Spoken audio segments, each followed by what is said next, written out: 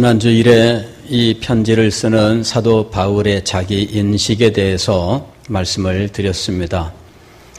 사도는 하나님의 뜻으로 말미암아 그리스도 예수의 사도가 되었다라는 자기 인식을 분명히 가지고 있었고, 이 자기 인식 때문에 그는 가진 난관과 어려움들을 능히 극복할 수 있었고, 결코 소망을 저버리지 아니하고 충성을 다할 수 있었다는 사실을 함께 생각을 했습니다. 오늘은 1절 하반절에 있는 이 편지의 수신자들에 대해서 함께 생각을 하겠습니다. 편지를 보낸 사람은 바울인데, 이 편지를 받는 사람들은 에베소에 있는 성도들과 그리스도 예수 안에 있는 신실한 자들이라고 되어 있습니다.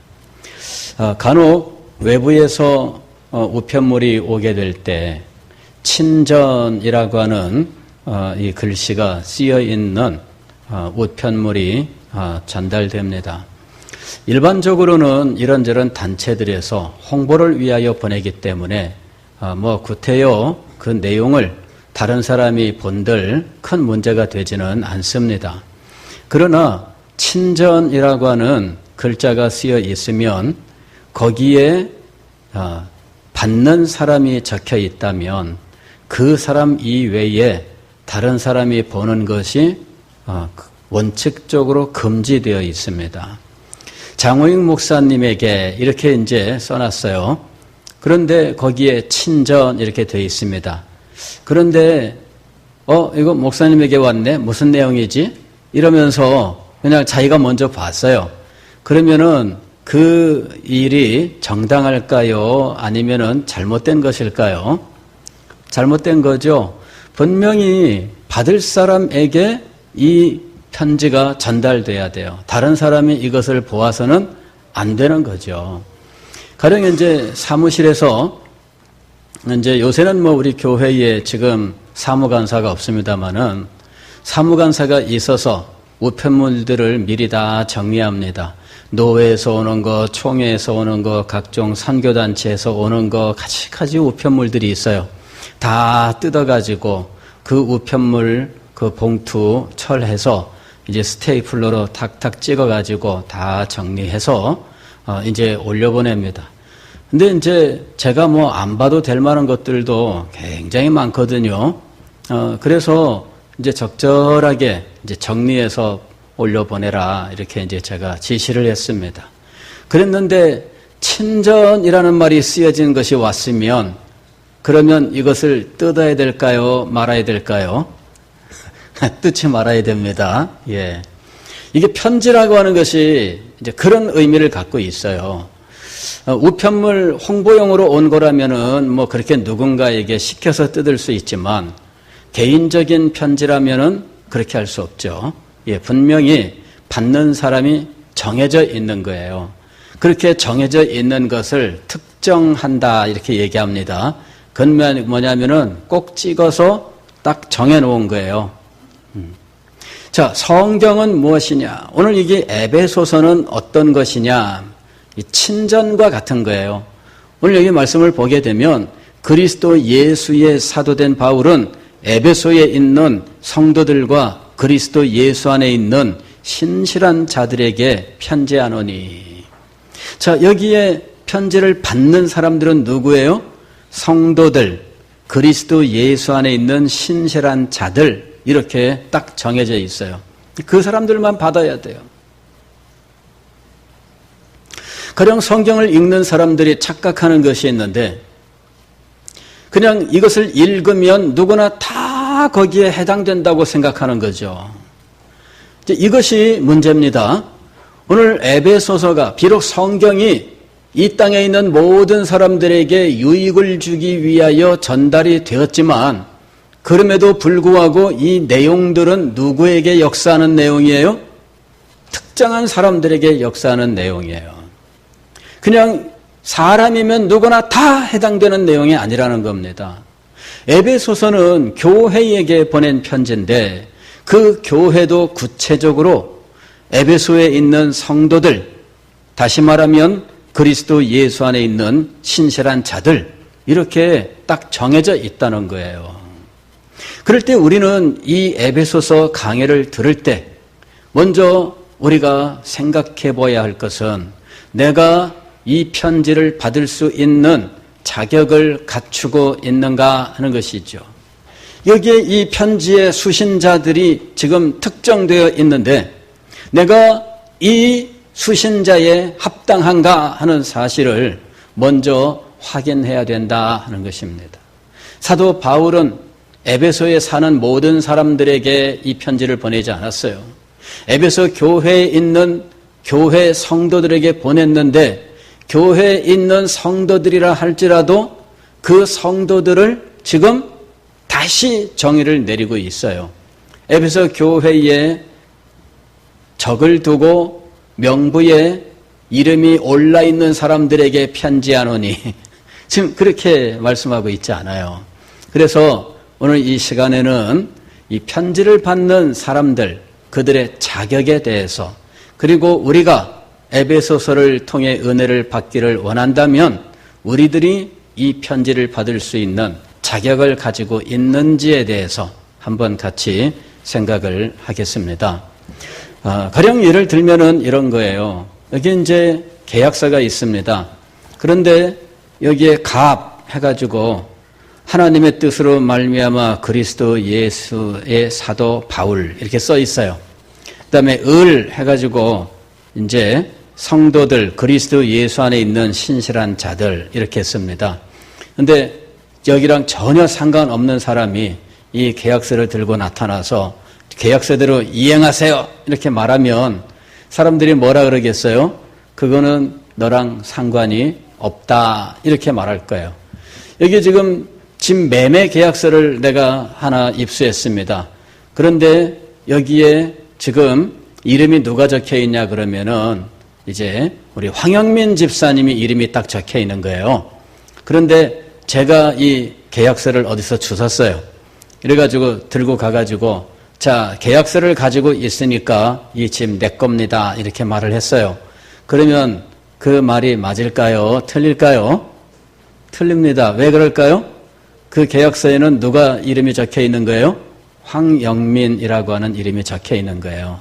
그러면 황영민을 증명할 수 있는 증명서를 내보이시오. 이렇게 이제 얘기할 거예요. 근데 제가 증명서를 꺼냈는데 장호익으로 돼 있는 거예요. 이래가지고 제가 제 증명서를 꺼내서 설명을 합니다. 제가 황영민은 아니지만 황영민이 다니는 교회의 목사입니다. 그러니까 이거 나한테 이거 줘도 괜찮은 거예요. 이렇게 말했습니다. 자, 그러면 이 말이 맞을까요? 틀릴까요? 틀립니다. 황영민 집사님이 다니는 교회의 목사님이에요, 제가. 예? 그리고 그거는 다 증명합니다. 증명서, 노회 재직증명서, 막 몽땅 교회 요람 해가지고 막 다 가지고 갔다가 냈어요. 맞죠? 그랬더니 그 사람이 당신이 이 사람이 나가는 교회 목사님인가는 맞습니다. 그러나 이 계약서의 주인은 아닙니다.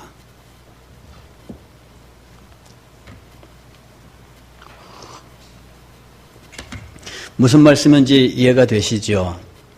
예. 우리는 항상 우리가 하나님의 백성됨을 직접적으로 증명하기보다는 다른 것을 가지고 그냥 아름아름 건너서 증명하기를 원해요. 여기 지금 성도들과 그리스도 예수 안에 있는 신실한 자들에게 편지하노니 그랬는데 우리는 그렇게 얘기하지 않아요. 당신이 성도입니까? 아니, 꼭 그런 건 아닌데요. 성도 옆에 있는 사람입니다.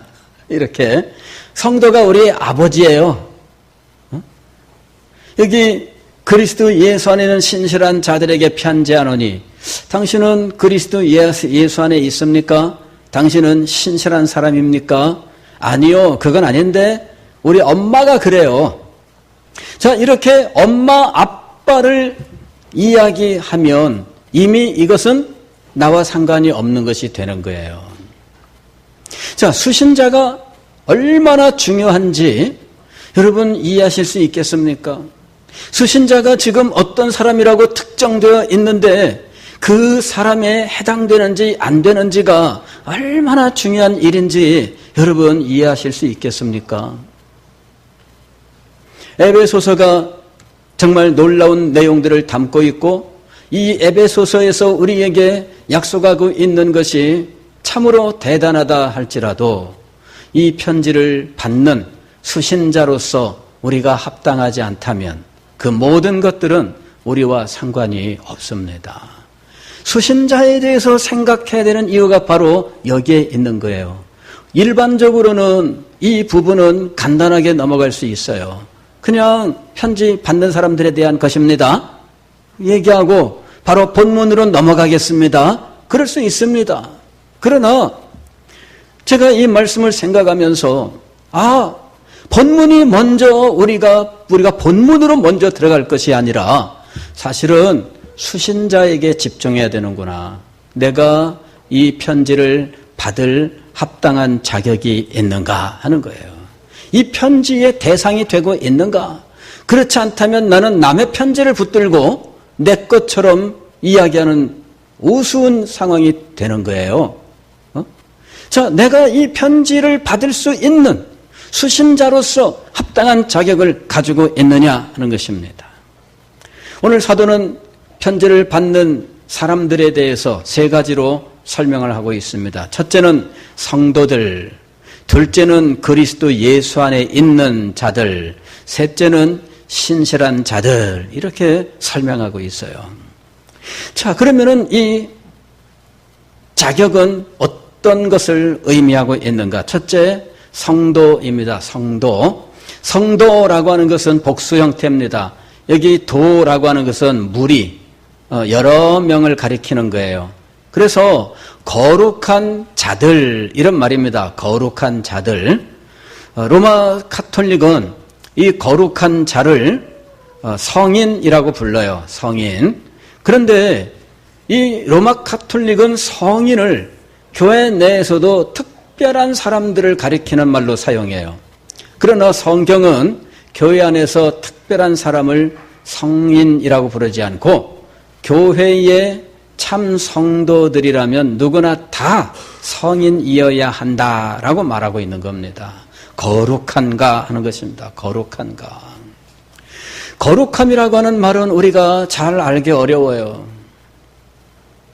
성경에서는 이 말을 보통 어떤 때 사용하느냐 하면 하나님과 관계 있는 것들을 말할 때 거룩하다 이렇게 이야기를 합니다. 하나님께 드려진 것들, 즉 하나님께 구별된 것들, 이런 것들에 대해서 거룩하다라는 말을 사용하고 있어요. 가령 하나님께 구별된 사람을 가리켜 성인이라고 부른다면 하나님을 위하여 구별한 날은 뭐라고 부를까요? 성일 이렇게 부르는 거예요. 주일은 무엇에 해당할까요? 성일에 해당해요. 우리가 하나님을 위하여 구별한 날이에요. 그래서 이 날을 우리는 성일로 지키고 있는 겁니다. 즉 하나님에게 바쳤으므로 이 날은 누구의 것입니까? 하나님의 것이에요. 그럼 여러분 생각해 보세요. 여러분이 저한테 이거를 선물로 주었어요. 그러면 이건 누구 걸까요? 선물로 준 사람 겁니까? 아니면 선물로 받은 제 겁니까? 예, 제 거예요. 그죠? 예. 근데 어떤 사람이 나타나서 목사님, 그건 제가 선물했잖아요. 제 거예요. 그렇게 말을 합니다. 그 말이 맞을까요? 틀릴까요? 틀립니다. 저한테 이거를 선물을 했으면 이제는 더 이상 선물한 사람 것이 아니에요. 그분이 자기 손에 있는 동안에는 그 사람이 아직 자기 거라고 말할 수 있어요. 그러나 이것을 저한테 목사님 이거 제가 드리는 겁니다 하고 제 손에 넘어온 순간 어떻게 되는 거예요? 이건 이제 제 거예요. 하나님 앞에 바친 날을 주일이라 성일이라고 부른다면 그 날은 이제 더 이상 우리의 것이 아니에요. 그 날은 하나님의 날입니다. 그래서 그 날을 사용하는 방법은 하나님의 뜻에 따라서 그 날을 사용해야 되는 거예요. 이걸 저한테 선물로 주셨으면 이건 이제 제가 쓰는 방식대로 써야 돼요. 나는 이거를 가지고 마늘 찌는 데 쓰겠습니다. 그래가지고 제가 마늘을 맨날 이걸로 찧었어요. 맞아요? 틀려요?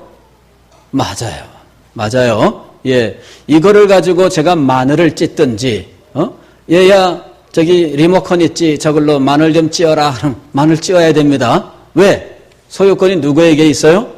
저한테 있어요. 이 사용 권한이 저한테 있기 때문에 사용하는 방법도 제가 정하는 거예요. 우리가 주일 성수라고 이야기를 하는데 이 날은 우리의 것이 아닙니다. 우리는 이 날이 하나님께 바쳐진 날이고 하나님께서 원하시는 방식대로 사용하는 날이라고 하는 사실을 분명히 알고 있어요. 그럼에도 불구하고 어떤 사람들은 이 날을 자기 마음대로 사용하는 일들이 있다는 겁니다.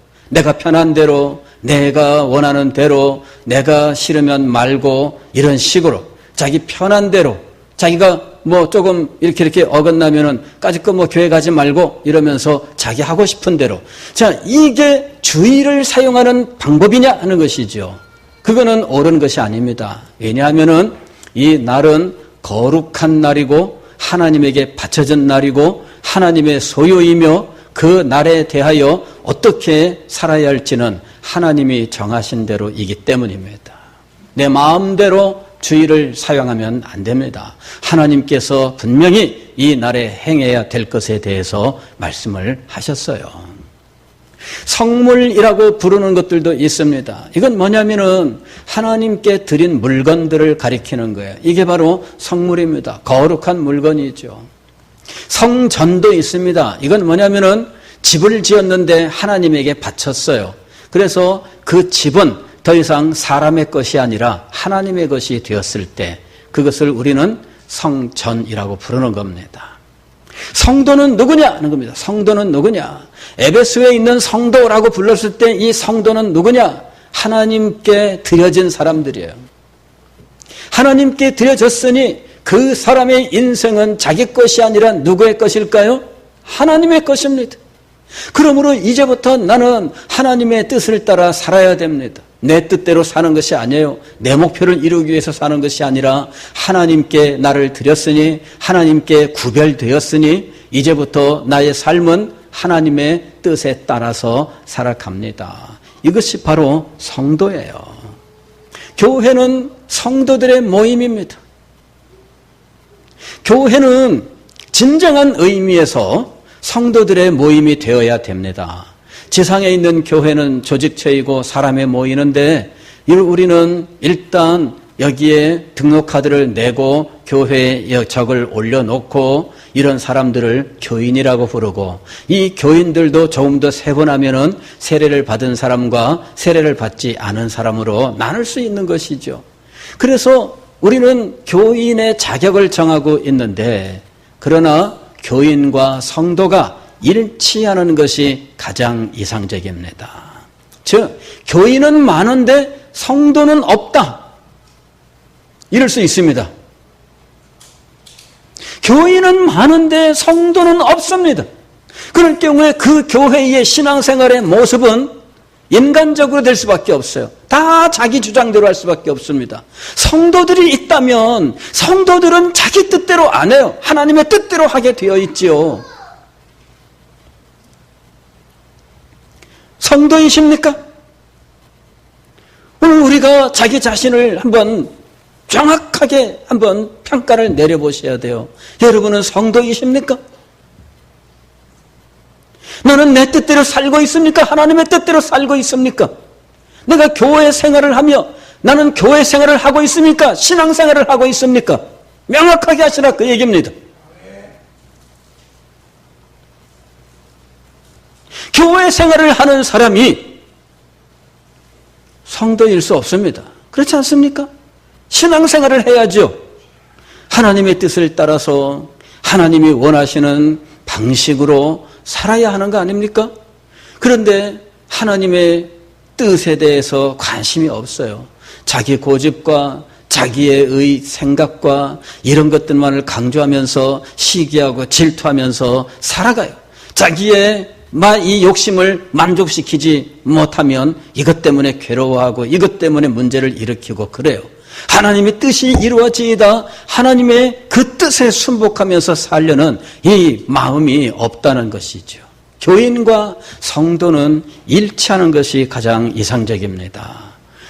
옛날부터 지금까지 목회자들이 가장 신경 써왔던 것, 제가 청교도를 공부하고 개혁신학을 공부하면서 그분들이 가장 고민했던 문제가 무엇인가 하고 알고 보니까 교인과 성도가 일치하느냐 하는 문제를 놓고 가장 고민을 많이 했던 거예요. 그리고 목표를 어떻게 세웠느냐 하면 교인이 많아지는 것에 목표를 둔 것이 아니라 성도들이 많아지는 것에 목표를 두었다는 거예요. 성도들이 많아져야 그 교회는 능력 있는 교회가 돼요. 성도들이 많아져야 그 교회는 참 교회가 되는 겁니다. 근데 교인들만 늘어나는 이런 상황이면은 이거는 정말 우리가 피해야 되는 상황이에요. 우리가 지금 목표하는 것은 이것입니다. 성도들과 교인들이 일치하는 교회가 되자. 교인들과 성도가 일치하는 교회가 되자. 성도는 하나님께 바쳐진 순간 하나님의 것이 되고 세상과는 구별된 존재가 됩니다. 그게 성도예요. 즉 거룩하다라고 하는 말의 두 번째 의미는 뭐냐면은 세상으로부터 구별되었다라는 말이에요. 첫 번째 의미는 하나님께 바쳐져서 하나님의 것이 되었다라는 것이고, 두 번째 거룩함의 의미는 하나님께 드려졌으므로 세상과는 구별되었다라는 이야기입니다. 세상은 무엇이냐면은 사탄의 원리가 작용하는 곳이에요. 여기서 말하는 이 세상은 우리가 살고 있는 이 땅의 사회, 이 생활 이런 것들을 의미하는 것이 아니라 그 안에 작용하고 있는 원리에 대한 이야기예요. 우리가 이 세상에 살아가고 있는데 우리가 이야기하는 이 평범한 이 세상이 무조건 우리가 떠나야 될 것이 아닙니다. 세상을 떠나야 될 것으로 생각한 사람들이 어떻게 했느냐 하면 세상에서 우리는 구별되어서 거룩하게 살아야 되기 때문에 세상에서 우리는 떠납니다. 이러면서 멀리 산속으로 들어갔어요. 여러분, 거룩하다라고 하는 이것이 세상으로부터 구별되었다라는 의미를 가지고 있는데 이때 이 세상은 우리가 살고 있는 이 물리적 세상을 말하는 것이 아니에요. 물리적 세상이 우리가 떠나야 될 곳이면은 여러분들은 오늘부터 당장 짐 싸고 이제 여러분의 집을 옮겨야 돼요. 학교도 가지 마시고 학생들이 좋아하지 않나? 학교도 가지 마시고 직장도 가지 마시고 다른 데 갈 필요 없습니다. 여러분들은 세상을 떠나세요. 이러면서 산속에다가 우리들만 사는 곳을 만듭시다. 이래가지고 따로 이렇게 만들어요. 이게 따로 만들고 거기에 다 들어와야 돼요. 여러분 재산 그거 가지고 들어오면 안 됩니다. 다 바치세요. 이래가지고 거기 들어오려면은 여러분 재산 몽땅 바치세요. 이래가지고 다 바쳐. 이야, 그러면은 참 얼마나 제가 좋겠습니까? 그죠? 얼마 전에 그런 이단이 구속됐죠? 예, 얼마 전에 그런 이단이 구속됐어요. 이 사람이 세상 멸망이 오는데 그때는 기근이 올 것이다. 그래서 그때를 대비해서 이 쌀을 재배해야 된다. 파푸아 뉴기니 1년 44철 여름인 곳에 가서 1년 44철 쌀을 수확해서 이래가지고 다들 그냥 막 재산 다 정리해가지고 막 400명 500명이 들어갔대잖아요. 가보니까 1년 내내 거기서 쌀 농사만 짓는 거야. 쌀 농사 짓지도 않는 그 땅에 가서 쌀 농사를 짓고 있어요. 그러다가 어떤 사람들이 못 견디겠다 하고 탈출해가지고 신고해서 붙잡혔어요. 나중에 거기서 일어났던 일들 쭉 듣고 보니까 세상에 이런 바보 같은 짓이 다 있나. 근데 그런 바보 같은 짓 아멘 할렐루야 그러면서 따라갔다가 그런 비극을 겪게 됐어요. 아무데나 따라가지 마세요. 아무데나 따라가지 마세요. 세상을 떠나라는 말은 그게 아닙니다. 세상에 작용하고 있는 이 사탄으로부터 나온 잘못된 생각들, 즉 사상과 가치관의 문제예요. 사상과 가치관의 문제, 즉 세상적인 생각을 버려라 그 얘기입니다. 쉽게 말하면은 세상적인 생각을 버려라. 세상적인 생각은 무엇입니까? 돈이 있으면 최고다. 돈이 있으면은 뭐 불편하지 않고, 돈이 있으면은 뭐 얼마나 편하고 좋으냐. 돈이 있어야 성공하고, 그거 성공 돈이 있어야. 점점점 그런 쪽으로 지금 발전해 갔어요. 예전에는 돈은 없지만 나는 명예를 택합니다. 그래서 명예를 가진 사람은 돈에 대하여 초연하고 명예를 지키기 위해서 아주 노력을 했어요. 나는 권력을 가졌습니다. 그러면은 권력을 가진 사람은 이 권력을 신실하게 사용하는 데 신경을 쓰지, 이 권력을 가지고 돈을 모으는 데 신경 안 썼어요. 근데 지금은 어떤 시대냐면은 무엇을 하든지 돈으로 결론을 내려야 되는 시대가 됐어요. 명예가 높습니까? 돈 없으면 명예 아무것도 아니에요. 예. 그래서 명예를 가지면 그 명예로서 무엇을 얻기를 원해요? 돈을 얻기를 원해요. 권력을 가진 사람은 그 권력을 가지고 돈을 얻기를 원해요. 그리고 모든 사람들은 돈을 추구하는 상황이 되었어요. 그래서 어떤 사람들은 문명 비평을 하면서 이 돈이 우상이 되었다라고 해서 물신주의라고 이야기를 하고 있습니다. 물신주의는 무엇이냐면은 이것이 그 사람들에게 신이 되었고 그 사람들에게는 최고의 가치가 되었다는 이야기죠. 그리고 우리의 모든 삶은 이것을 얻기 위한 삶이에요. 당신이 학교에 가서 공부를 합니다. 그러면 부모님들이 자녀들에게 이야기합니다. 너 공부를 잘해야 돈을 많이 버는 거야. 이렇게 얘기합니다. 너 공부를 잘해야 너 사고 싶은 거 다 사고 할 수 있는 거야. 아이들에게 그렇게 설명을 해줍니다. 예. 저 앞에 이제 불쌍한 사람들 이렇게 거지가 있어요. 그러면 아이한테 얘기합니다. 너 공부 못하면 저 사람들과 같이 되는 거야. 이렇게. 예. 모든 게 다 거기로 집중되어 있어요. 여러분은 거룩함의 의미를 어떻게 알고 계시는 거예요? 세상의 사상과 가치관이라고 하는 것으로부터 우리는 구별되어야 된다라고 하는 거예요. 이것이 거룩함의 의미입니다. 자, 세 번째로 이 거룩함은 뭐냐면요. 죄로부터의 구별이에요. 죄로부터의 구별. 우리는 하나님 앞에 범죄한 자들입니다.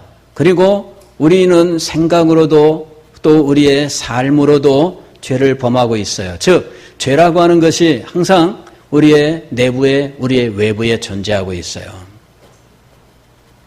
물론 예수 그리스도를 믿음으로 우리는 이 죄로부터 자유로운 자들이 되었어요. 그럼에도 불구하고 그걸 떠나지 못한 사람들이 있다는 거죠. 예수 그리스도 앞에서 이 문제를 해결했습니까? 그렇다면 이것을 없애기 위해서 노력을 해야 돼요. 로마서 8장에서 그렇게 얘기하지 않았어요? 죄를 어떻게 하라고요? 제어하라 이거죠. 죄를 죽여라. 죄를 죽여라.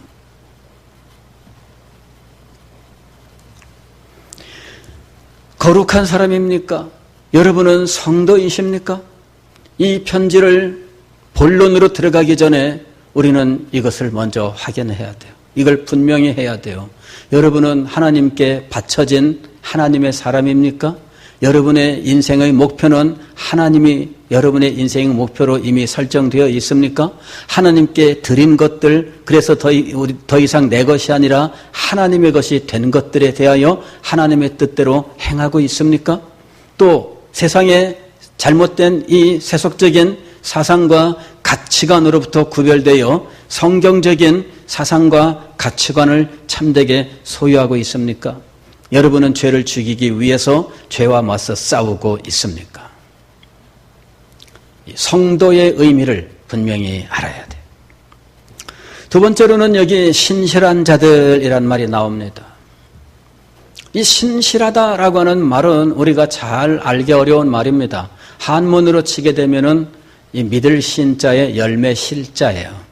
그러니까 신실이란 뭐냐? 믿음의 열매라고 말할 수 있고, 아니면은 이 실이라고 하는 것은 아주 내실이 있고 아주 속이 꽉 차 있는 걸 말하는 거예요. 그러니까 신실하다라는 말은 믿음이 부실하지 않고 어떻단 말이에요?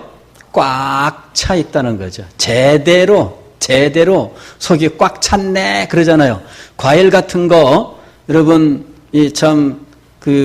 보면은 속에 벌레가 끼고 그 다음에 막 문드러지고 이런 과일들이 있어요. 그죠? 겉으로는 빨갛게 잘 익었어. 근데 속은 어때요? 속은 막 벌레가 들어있고 막 흐물흐물해요. 그러면 우리는 그걸 뭐라고 얘기해요? 에이, 버립니다. 예, 버립니다. 겨울을 앞두고 김장합니다. 그러면은 이제 그죠? 무 갖다가 이제 배추 무 사다가 이제 김장을 하는데 겉보기는 크고 좋았어요. 칼로 딱 자르는 순간 속이 어떻게 돼 있어요? 바람이 잔뜩 들어가가지고 막 푸석푸석 막 구멍이 뻥뻥뻥뻥 뚫려 있어요. 그럼 어떻게 돼요? 화가 나지요. 세상에 이런 못 먹을 거를 판다 이거예요. 응? 여러분, 신실함이란 무엇이냐면 이 믿음의 열매의 속이 꽉 차 있다는 것을 의미하는 거예요. 이 믿음의 열매 딱 잘라보니까 바람이 들어가가지고 말이죠. 막 푸석푸석한 거예요. 평소에는 믿음 있는 채 온갖 뻐기고 다니는데 다 믿음 있는 줄 알았어요. 근데 믿음을 발휘해야 되는 순간에는 없는 거 있죠. 믿음을 발휘해야 되는 순간에는 없어요. 이 신실함이란 무엇이냐면은 믿음을 발휘해야 되는 순간에 믿음을 발휘하는 걸 말하는 거예요. 영어로는 faithfulness라 그래요. faithful. faith가 믿음이에요. full 그러면 이게 가득 찼다 그 말이잖아요. 신실한 자들, 즉 겉으로뿐만 아니라 속으로도 내실이 있는 사람이에요. 우리는 그런 사람을 좋아하잖아요. 어떤 사람이 말로는 화려한데 실상은 하지는 않아. 그러면 우리는 그 사람을 신뢰하지 않잖아요. 응? 똑같은 겁니다. 믿음의 삶을 살 때 여러분이 말은 잘하는데 말에 따르지 않는 행동이 있다면 여러분 누가 그 사람을 신뢰하겠어요? 그리스도인들에 대해서 이야기할 때 이 신실하지 못함에 대해서 지적하는 경우들이 참 많아요. 왜? 그리스도인들이 신실함을 잘 나타내지 못한다는 거죠. 우스갯소리에 그런 게 있잖아요. 천국에 갔더니 맨 입만 와 있더라 그러잖아요. 그죠? 갔더니 맨 그냥 입술만 막 널려 있는 거예요. 이게 웬일이지? 그랬더니 입술만 천국에 온 거야. 다.